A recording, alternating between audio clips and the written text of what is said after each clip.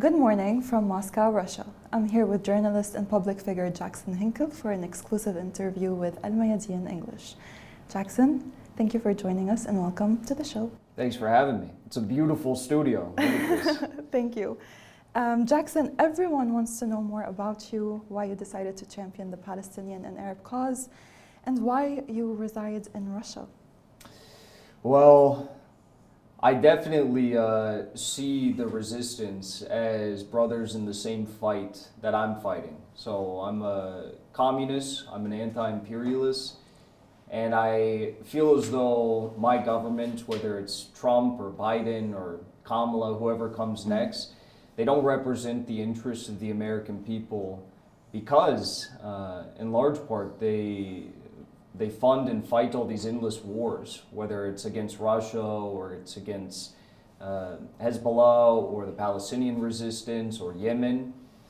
And so we really feel as though those who are fighting against the deep state, as they call it, are the same exact people but in other countries. So Hezbollah fits into that category. They are fighting against the imperialist order. The Russian military is, the North Korean soldiers are.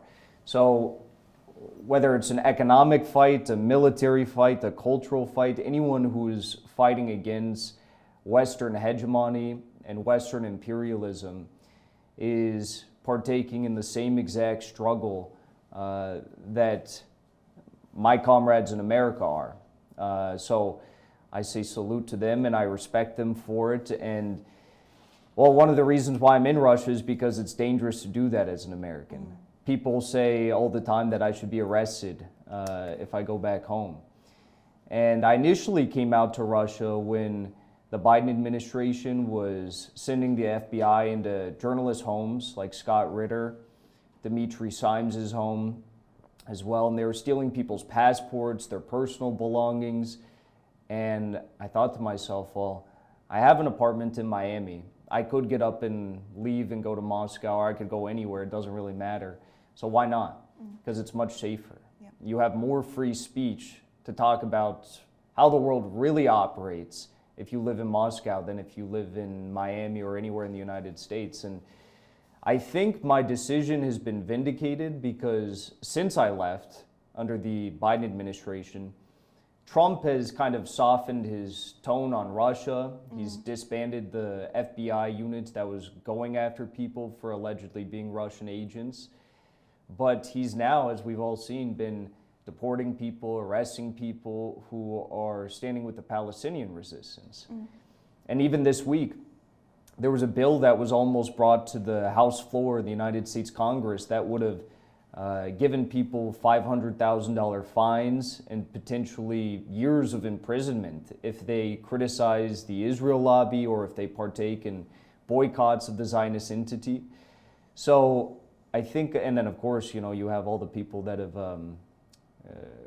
I mentioned recently, been arrested and deported, and who knows where it's going to end? I have no idea. So I think it's much better to be here. Plus Moscow it's much cleaner, it's nicer, it's safer. There's not all these criminals running around trying to attack you on the street. So I love it here. Yeah. So you would say that you've been harassed and blackmailed for your stance? Oh, of course.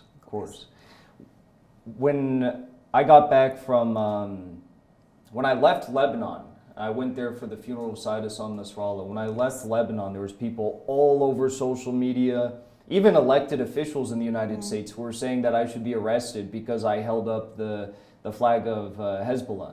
Yeah. And I was just like, that's crazy. These people in the United States, our elected officials, are not only holding up Israeli flags, but they're taking blood money from these genocidal freaks, these satanic freaks in Israel, and doing their bidding. Either because they're blackmailed or they're being paid off, or maybe they even have some sort of ideological, sincere inclination towards Israel.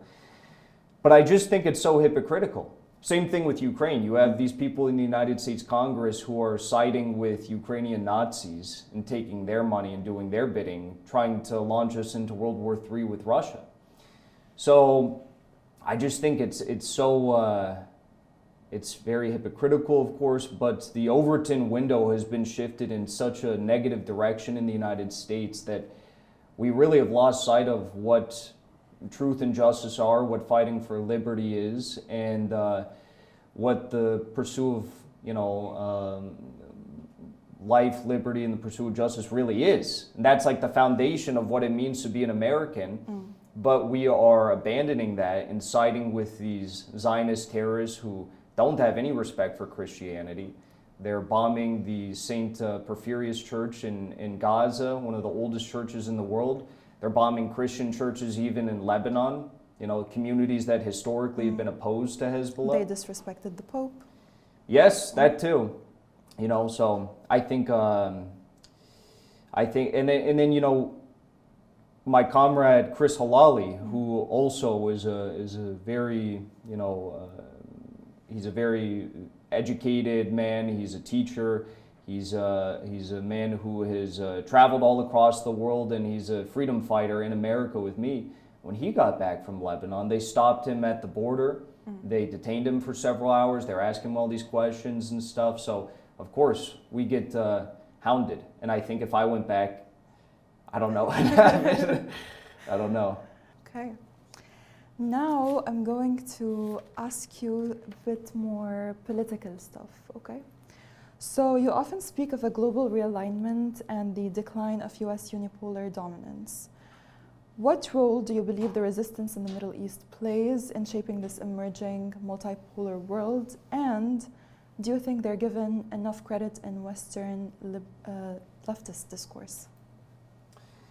Well, like I said earlier, the changing world order is economic, it's military, it's cultural, even faith-based, So you can look at a myriad of factors. You can look at the rise of new military superpowers like Russia, of course, kind of rising from the ashes. You can look at the PLA in China and how powerful they are. You can look at what North Korea has become and how important they've become in military manufacturing, and also, as we've seen in Russia, how important they become in actually fighting on the front lines.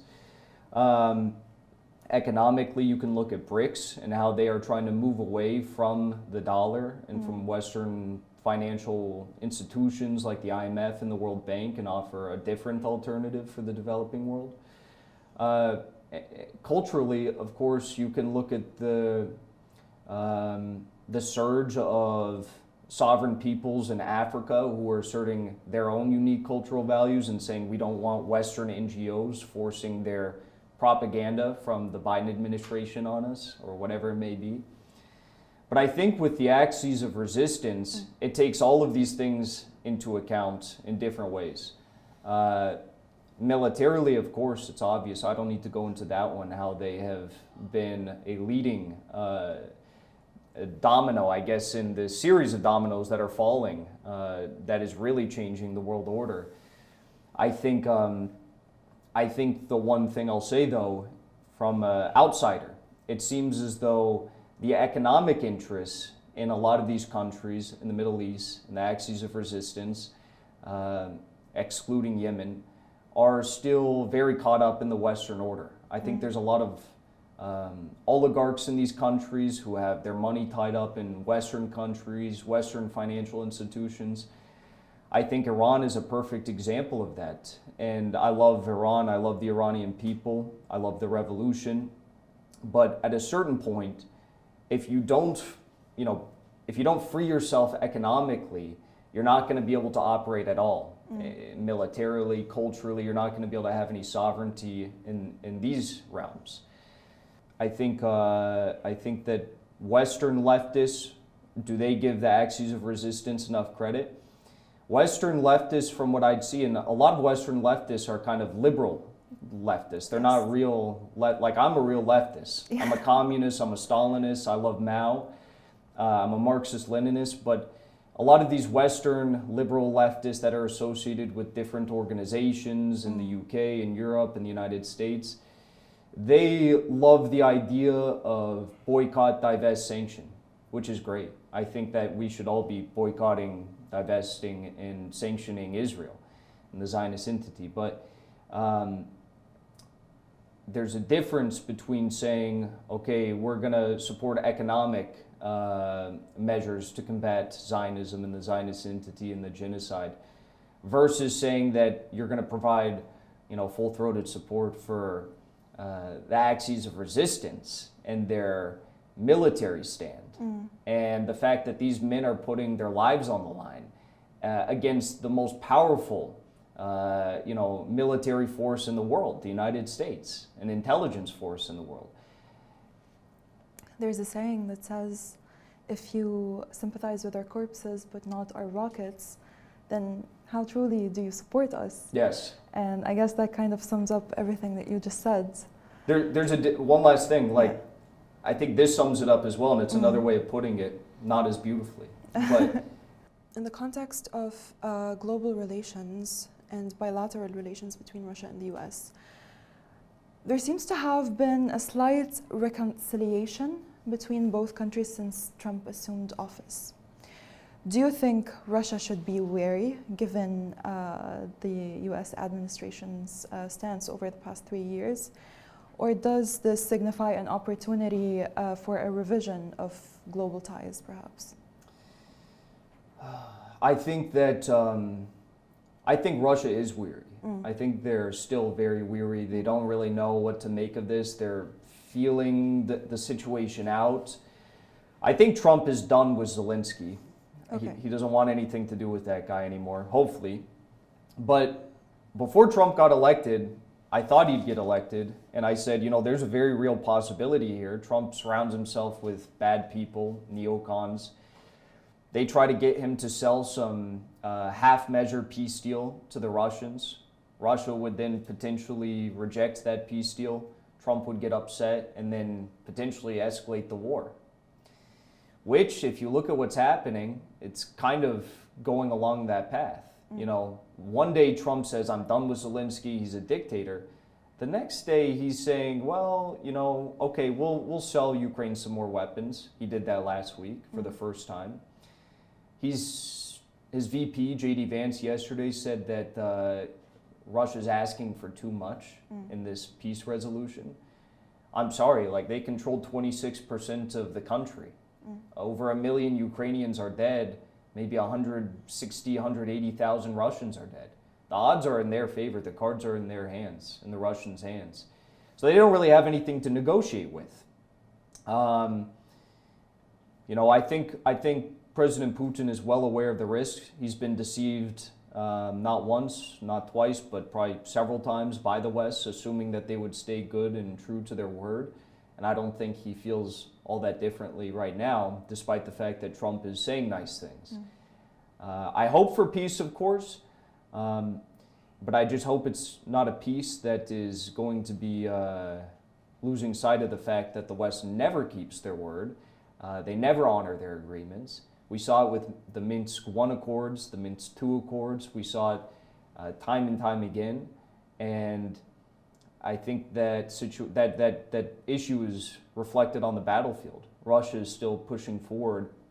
It's obviously a very slow push because with drone technology and the advanced weaponry and they're getting better at how they actually utilize these weapons on both sides.